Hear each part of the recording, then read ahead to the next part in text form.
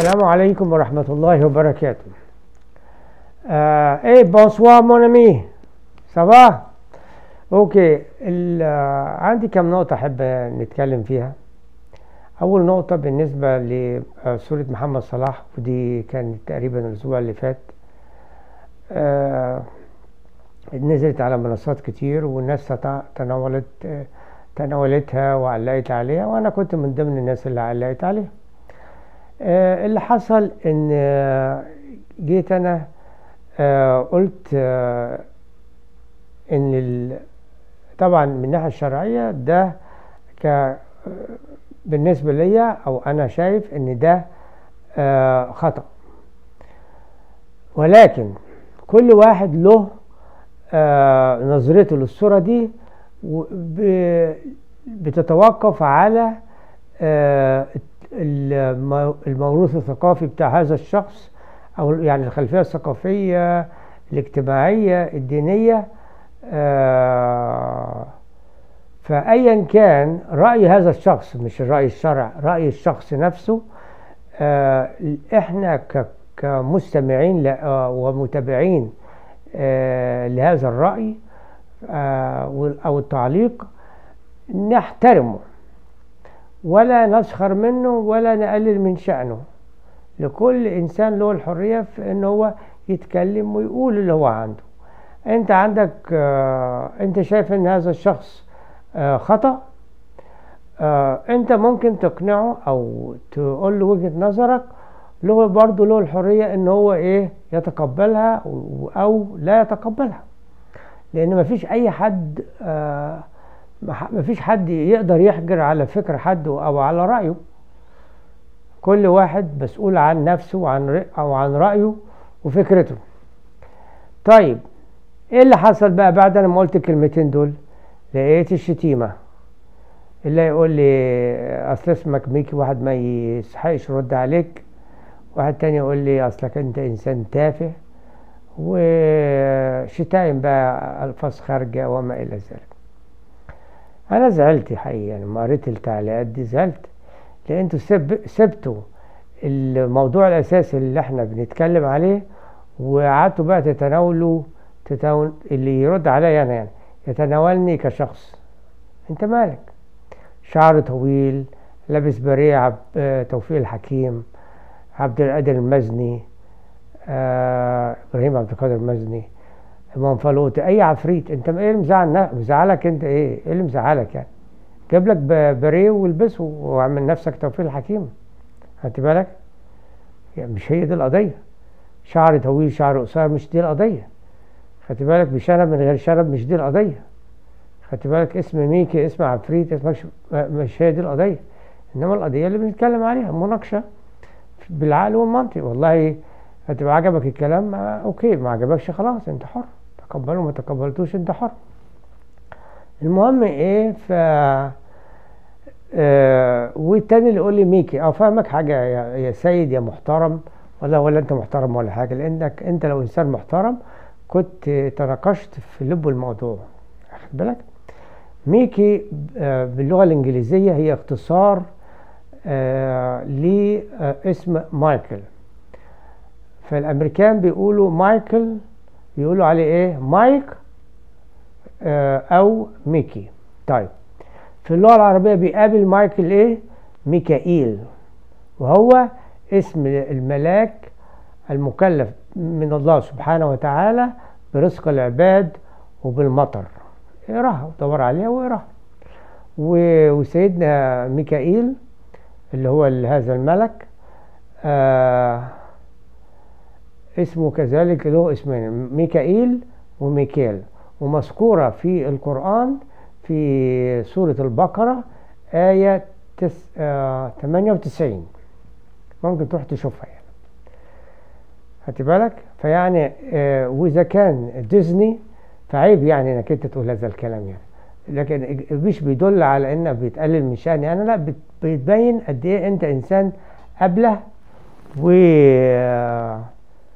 وتفكيرك محدود وثقافتك محدودة. يعني حتى لو معك أعلى الشهادات، لو معك PhD ودكتوراه، إنسان تافه اهو بقى هو ده اللي ينطبق عليه فعلا التفاهة، اللي هو ساب الموضوع الاساسي وجاي يمسك في ايه، في اسمه.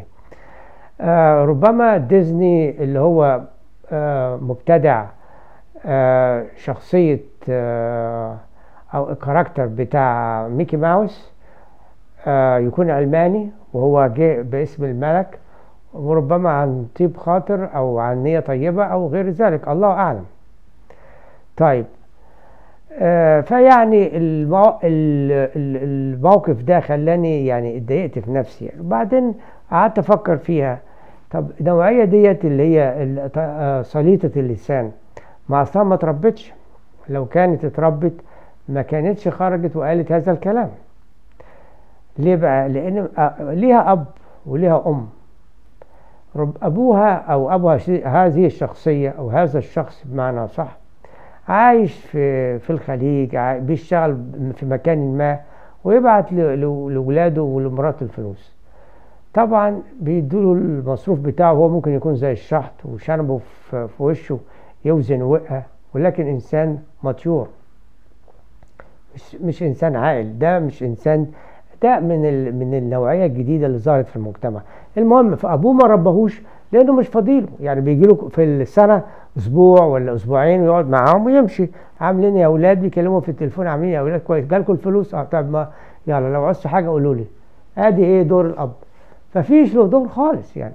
الام هي اللي بتعمل كل حاجه، فكفايه على الحمول اللي شايلها على كتافها يعني هي الاب والام، وبتصرف وعايزه تجيب لهم اكل وتعمل لهم البيت والى اخره. يعني سبحان الله على اللي هي ماشيه في تربيه الاسره. فطبعا هو وبعدين النوعيه دي بتلاقيها بقى بتسمع بيكا، وتسمع شاكوش، وتسمع كمون، والناس اللي هي ايه اللي طالعين اليومين دول واللي بقى لهم فتره في السفاهه والكلام السوقه. فطبعا فواحد زي ده منتظر منه ايه؟ مش مشكله يكون بيدرس في ايه يعني، بس منتظر منه ايه لما يكون هو ده الاتموسفير اللي عايش فيه يعني؟ مستني منه ايه؟ ده خلاص انتهى. وتلاقي صايع قاعد لي على القهاوي، خدت بالك، يعكس في اللي راح واللي جاي واللي رايحه واللي جايه، وامه ممكن تكون بتشتغل برضو بتعرق وتتعب عشان تجيب له الموبيل فون علشان يقعد يرازف في مخاليق ربنا ويقل ادبه. فيعني النوعيه دي خدت بالك مفيش اي منها فايده للمجتمع حقيقي يعني. خدت بالك دول حرام يعني ان واحد يعمل لهم قيمه او حساب يعني. طيب ادي ده موقف. ايه النقطه الثانيه بقى او الموقف الثاني؟ احد المحطات الفضائيه السعوديه بتعمل مسلسل عن سيدنا معاويه ابن ابي سفيان. فانا رحت كاتب رايي والله، كتبت رايي بعيد عن العقيده الشيعيه، بعيد عن اختلاف السياسي. ما حدش عارف يعني دلوقتي الخلاف بين الشيعة والسنة هل هو اختلاف سياسي؟ طب وايه اللي خلاه بقى اختلاف عقائدي؟ طيب وقفت انا هنا. المهم في ايه اللي انا كتبته بقى علشان يجيني الردود اللي جايه اكتر من 200 شكيت يعني. شفت يعني بصيت عليها من فتره، من حوالي يمكن ساعتين ثلاثه كده، لقيت الردود عليا حوالي 217. ده مش رقم كبير يعني. واللي استحسنوا كلامي 199 تقريبا. طيب طبعا اللي رد عليا كلهم شيعة يعني، شتيمة يعني، كلهم ايه؟ شتيمة. اللي يقول لك يا كلب، يا كلب معاوية، يا حمار. طب الشتيمة دي ارحم شوية من الايه الاباحة بتاعت اللي انا خدتها من لما كنت بتكلم على محمد صلاح.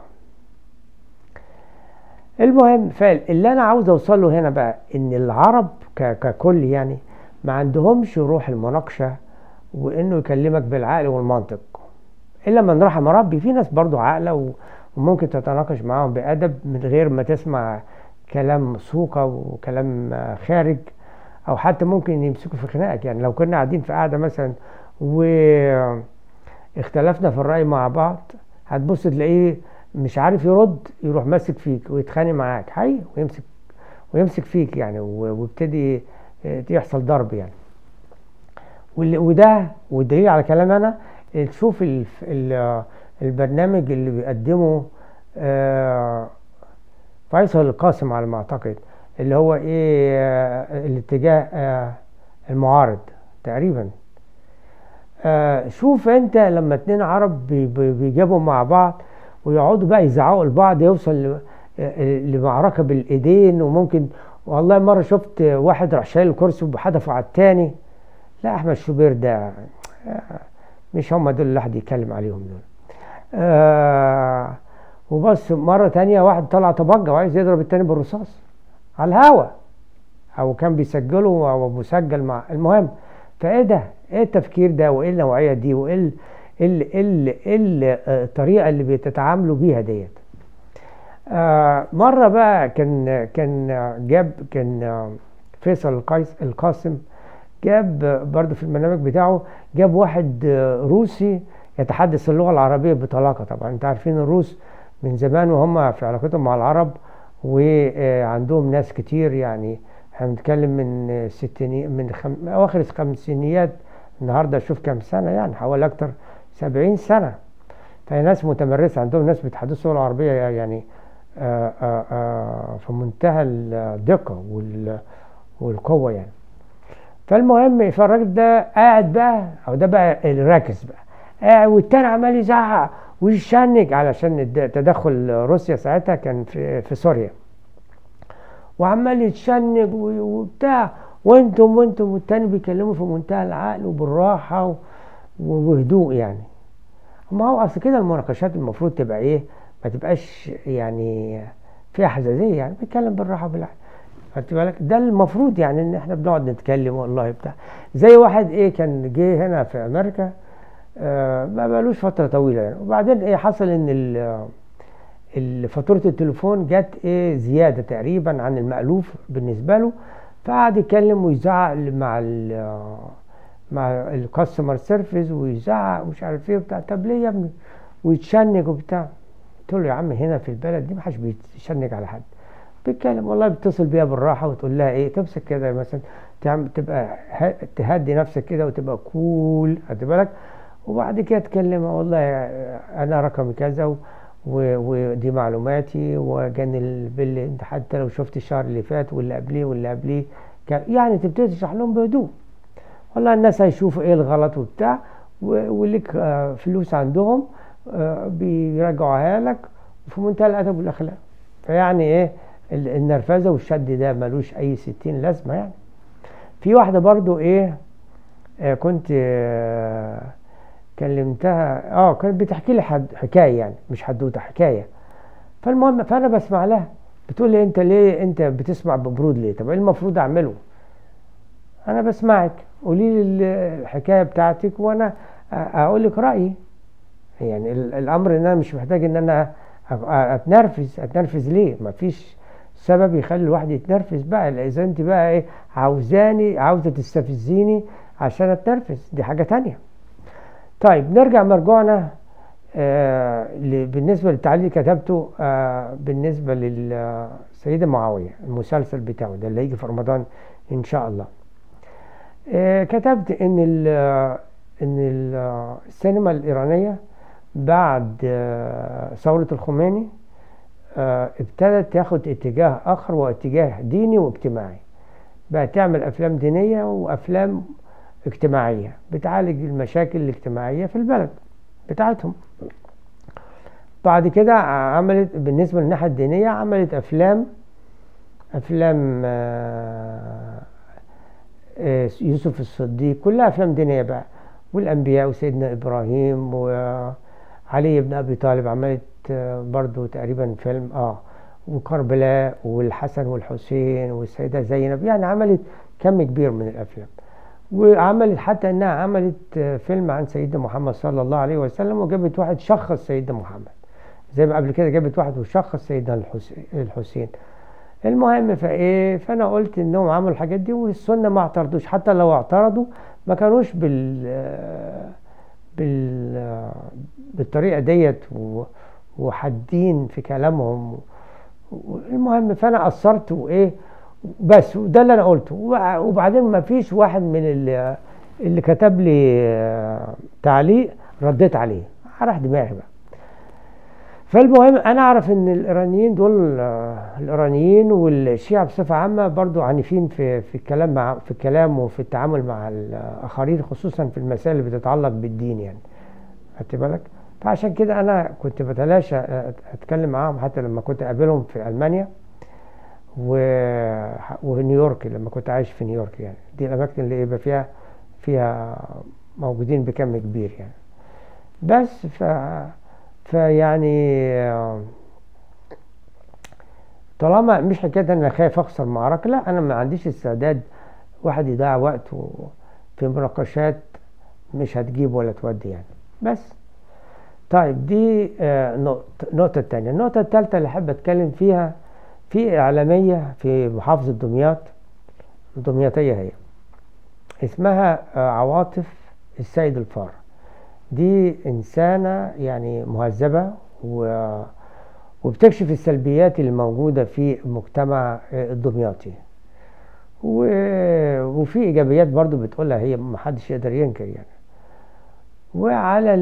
والناس، في ناس متعاطفة معاها وفي ناس اكتر ما بيحبوهاش وبيسبوها، ولان هي يعني انا مش قادر افهم، هي بتظهر السلبيات. ايه اللي مزعلك؟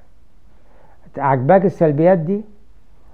فيعني الناس من كتر ما بتشوف الخطأ كل يوم، الخطأ بالنسبة لها لما بتشوفه هي كل يوم بتحاول يبقى حاجة عادية. فبالنسبة للناس ديت اللي بيهاجموها، بيعتبروها ان هي كده بتحرم حد من لقمة عيش بالبلدي، زي ما ممكن نقول يعني. زي كان مرة بتتكلم على واحد واقف في منطقة في دمياط بيأجر للأولاد، وبيأجر لهم الباتيناج ده اللي هو بيبقى بالعجل.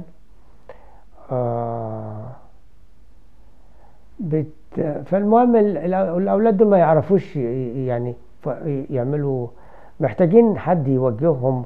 وبعدين الحاجات دي بيبقى لها لبس يعني بيحمي الجسم يعني، للكوع، للكعان، وخوذة، وللركب، عشان دي الأماكن اللي ممكن لو وقع الشخص يتعور يعني، لا قدر الله يتكسر وكده يعني. فهي بتقول يعني المفروض مش أي واحد يقعد بقى يعمل الحاجات دي، والأولاد ما يعرفوا يعني، بسطاء يعني، وعايزين حاجة جديدة يلعبوا بيها وخلاص يعني. فيجي واحد يقول لها يا صفراوية، ده انت كده بتقطع عيش الناس يعني، العيال تتعور يبقى كويس يعني، مش قادر افهم. وانا شفتهم مرة بيجروا على شارع العمومي، شارع النيل، وما اعرفش اسمه ايه الشارع ده، المهم اللي هو يعني الشارع اللي على النيل ده، وبيجروا قدام العربيات. طب واحد ماشي ويفاجئ بواحد من العيال ديت اترمى عليه ولا حاجه، ما هيعوره. وبعدين المرور بقى هيعمل ايه ولا ايه بقى؟ هيقعد بقى يمسك العيال ديت ولا اللي بيجروا بالعجل ولا ايه، ولا بيجروا بالموتوسيكلات؟ ومره برضو كمان اتكلمت على اللي بيسموه الموتوسيكلات، اللي بيسموها في دمياط مكن، اللي هي المكن الصيني. العيال عندها 10 و12 سنه بيركبوها، ده اللي معاه رخصه ولا بتاع، ولو حصل حاجه ولا وقع ولا بتاع هيصاب يعني. فالواد يعني هي عماله تتكلم وجايبه الواد وقاعد على المكنه وعمال يطلع لها لسانه.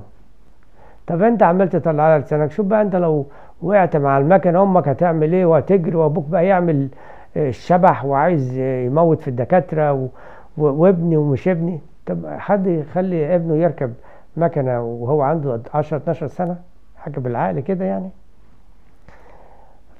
فهي بتكشف السلبيات دي حقيقي يعني، ولها حاجات كتير يعني. مثلا جت كتر خير الدولة انها شالت عملت العشوائيات، عملت لهم مساكن وسكنتهم في شطا على ما اعتقد، وقامت الناس بتربي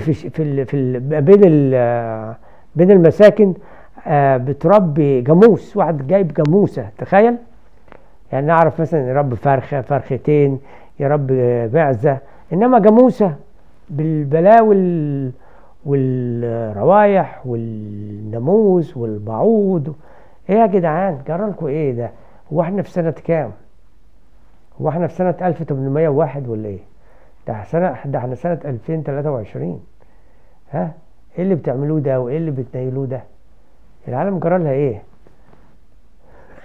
وهي بقى كلمه تقول لها يا ست، واحد بقى تاني يقول لك ايه، ما تسيبوا الناس في حالهم، ما يربوا جاموسه ولا يربوا ايه، هم حرين. يعني لما العيال تعيوا والبلاوي والروائح الطيبه اللي طالعه على العالم ديت، ها، ولا روائح الشبراويشي، يبقى كويس؟ ها، بس سيب الناس في حالها.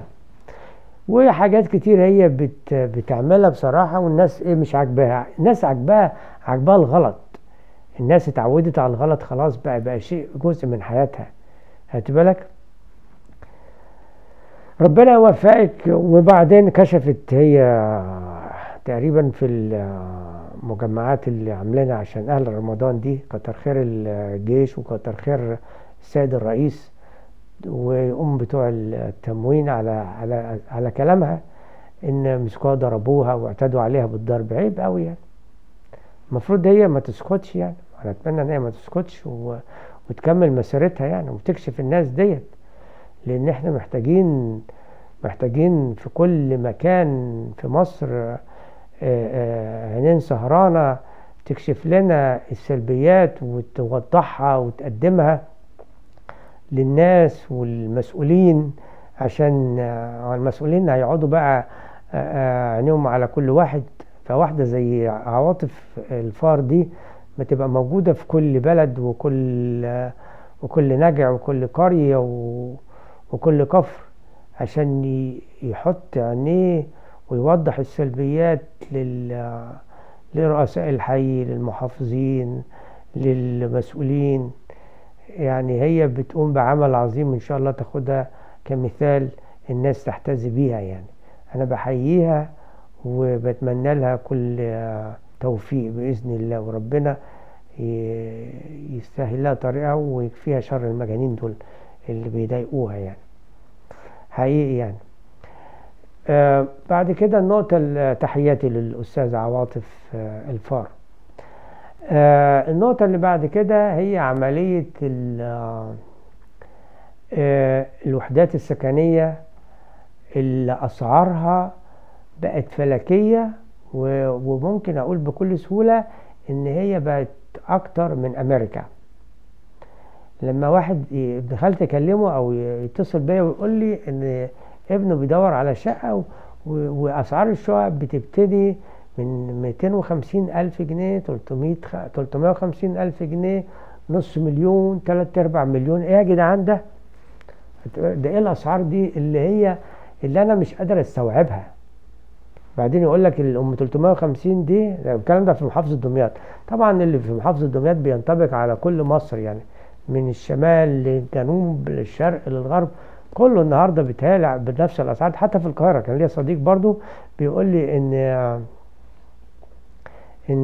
ان الاسعار بالطريقه دي 350، وفي حتت يعني شعبيه يعني 350,000 حته شعبيه، والحته فيها حته يعني معقوله يعني وبتاع، نص مليون، 3/4 مليون.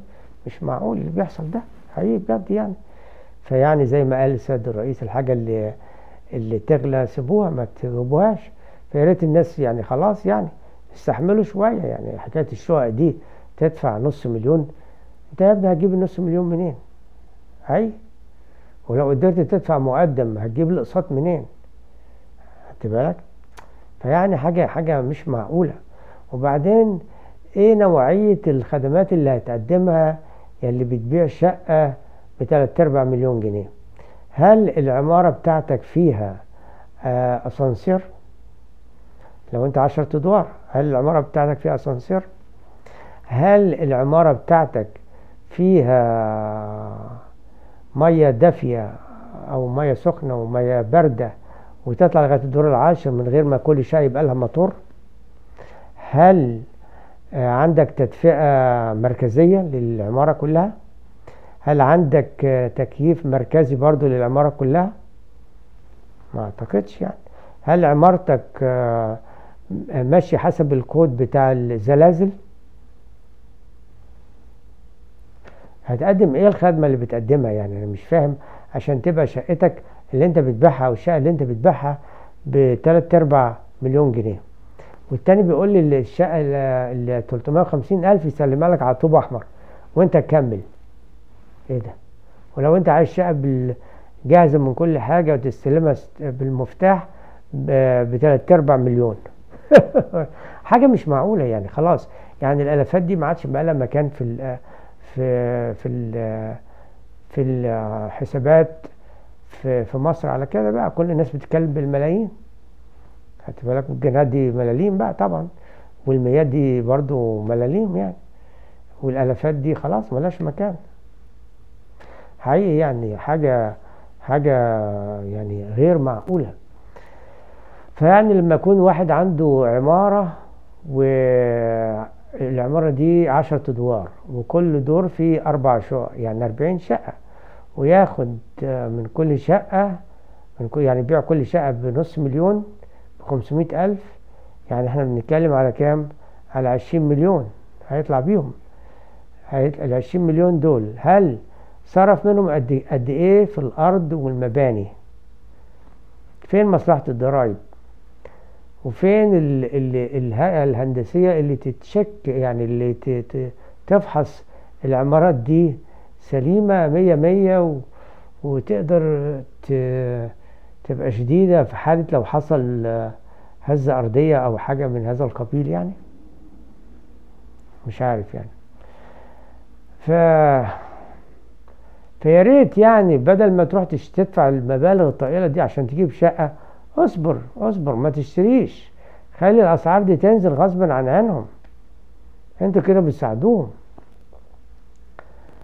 أقول ايه بقى؟ حاجة مش معقولة فعلا يعني. ربنا يسلم، وكل سنة وانتم طيبين. رمضان على الأبواب، ونتقابل تاني بإذن الله، وإلى لقاء آخر.